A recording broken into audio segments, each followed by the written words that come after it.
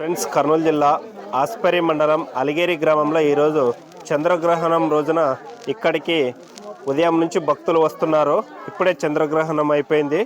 ఇక్కడికి వచ్చిన భక్తులను అడిగి ఇక్కడ ఎలా జరుగుతాయి ప్రోగ్రామ్స్, ఎప్పటి నుంచి జరుగుతున్నాయి తెలుసుకుందాం. అన్నగారిని చెప్పన్నా, మీ పేరు, ఎక్కడి నుండి వచ్చినారు, ఇక్కడ ఎలా జరిగింది ప్రోగ్రాము, పూజా కార్యక్రమాలు అయితేనేమి, గిరి ప్రదక్షిణ అయితేనేమి, ఇక్కడ జరుగుతున్నటువంటి కార్యక్రమాల గురించి మీ మాటల్లో చెప్పండి. నమస్తే, నా పేరు తూంపుట ప్రతాప్ రెడ్డి. నేను కర్నూలు నుంచి వచ్చాను. నేను, మా కుటుంబ సభ్యులు, అలాగే మాకు తెలిసిన వాళ్ళందరూ కూడా గత 6 సంవత్సరాలుగా ఇక్కడికి వస్తున్నాము. 2019 నుంచి ఈ యొక్క క్షేత్రానికి దర్శిస్తున్నాము.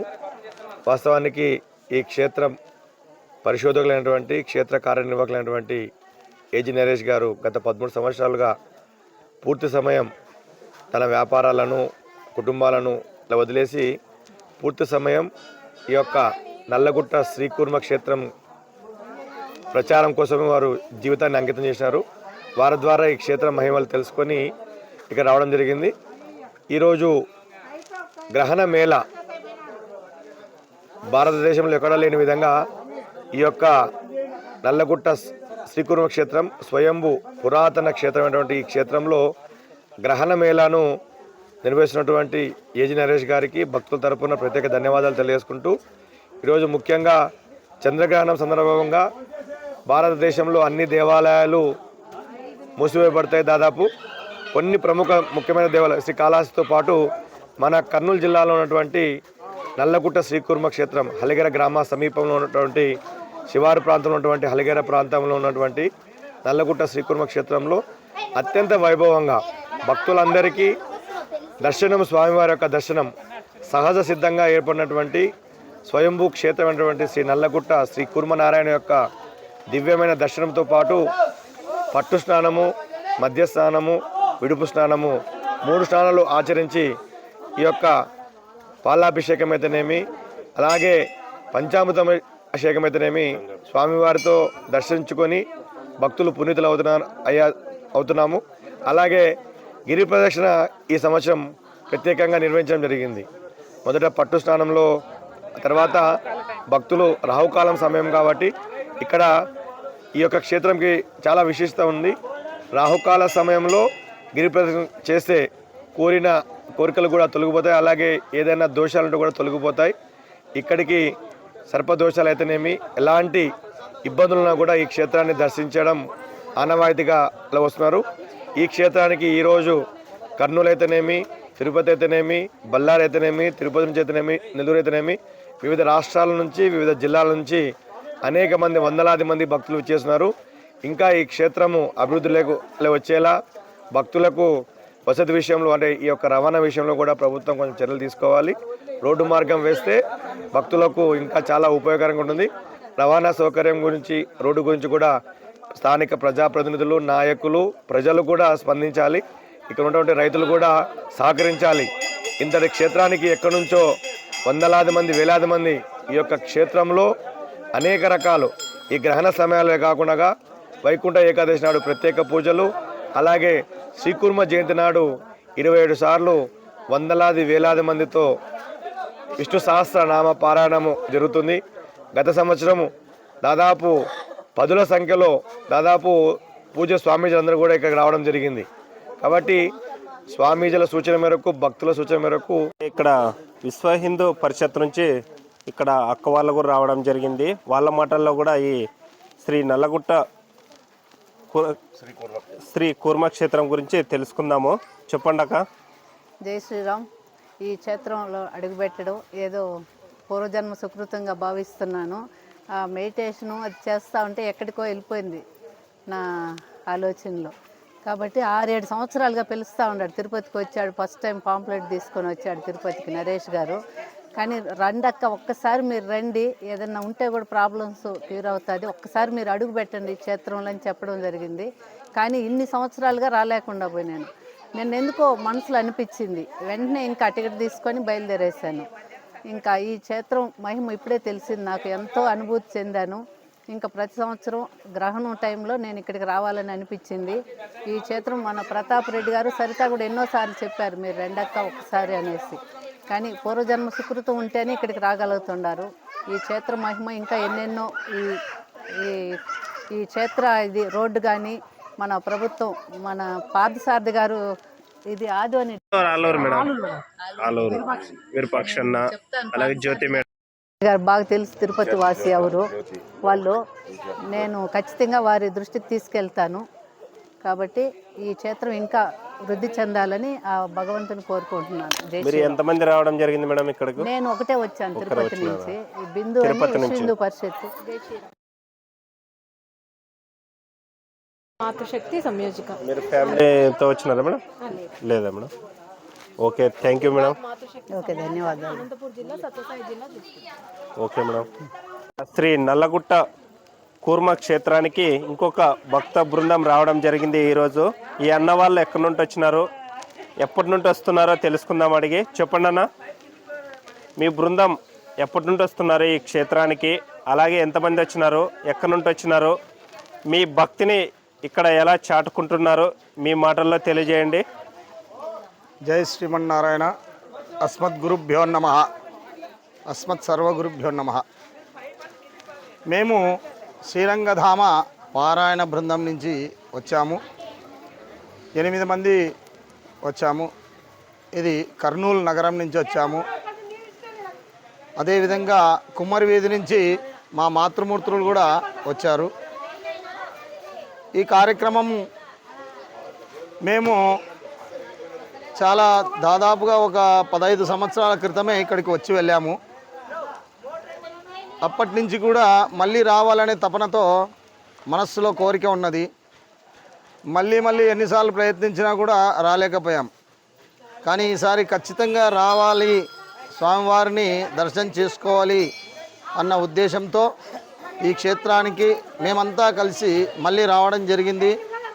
ఈ గ్రహణ సందర్భంలో గ్రహణ పట్టు స్నానము, అలాగే ఈ చుట్టుపక్కన అంటే గిరి ప్రదక్షిణ, ఆ తదుపరి మళ్ళీ జప కార్యక్రమం అంతటిని కూడా ముగించుకోవడం జరిగింది.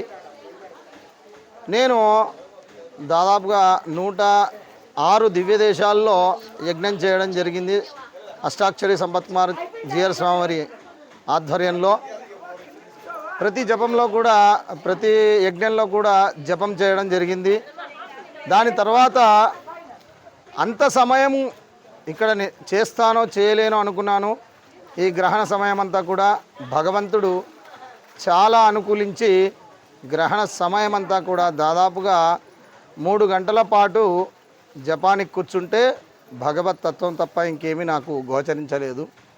కాబట్టి ఎంతో మహిమ కలిగినటువంటి శ్రీకూర్మ క్షేత్రం అయినటువంటి ఇక్కడ అందరూ కూడా భక్తాదులు వచ్చి సాక్షాత్తుగా భగవంతుడు ఏ విధంగా అయితే కూర్మ అవతారంలో మందర పర్వతాన్ని మోస్తూ ఉన్నాడో అదేవిధంగా మనకి ఇక్కడ భగవంతుడు సాక్షాత్కరిస్తాడు.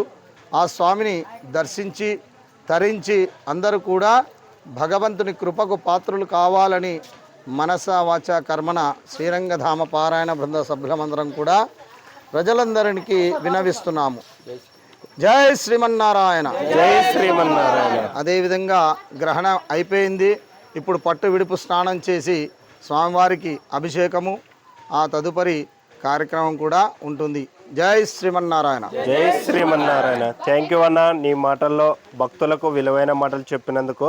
అలాగే నా మాట, భక్తుల మాట ఏమిటంటే, ప్రతి ఒక్క చోట గ్రహణం ఉన్నందువలన దేవాలయాలు మూసివేస్తారు కదా, ఇక్కడ ఎందుకు తెరిచినారు, ఎందుకు పూజా కార్యక్రమాలు జరిగినాయని ఒకే ఒక విన్నపం. దాని గురించి ఏమైనా తెలిస్తే 4 మాటలు చెప్పగలరా? మీరు దాని గురించి ఏమైనా చెప్తారు?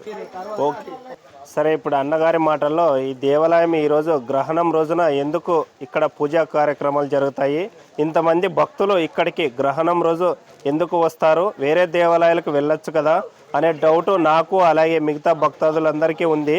ఈ డౌట్ ఇప్పుడు ఈ అన్నగారి మాటల్లో విందాము. చెప్పనా? ఈ క్షేత్రము మిగతా అన్ని క్షేత్రాలన్నిటికంటే విశిష్టమైనటువంటి క్షేత్రం. ఎందుకంటే ఈ గ్రహణానికి ముందే క్షీరసాగర మథనం అనేటువంటి కార్యక్రమం జరిగింది. ఈ కార్యక్రమం ఏ విధంగా జరిగిందనేటువంటి దానికే నిదర్శనం ఇక్కడ భగవంతుడు స్వయంగా వెలిసినటువంటి కూర్మ అవతారం మందర పర్వతం మోసేటువంటి సన్నివేశం కూడా ఇక్కడ విశిష్టంగా కనపడుతుంది.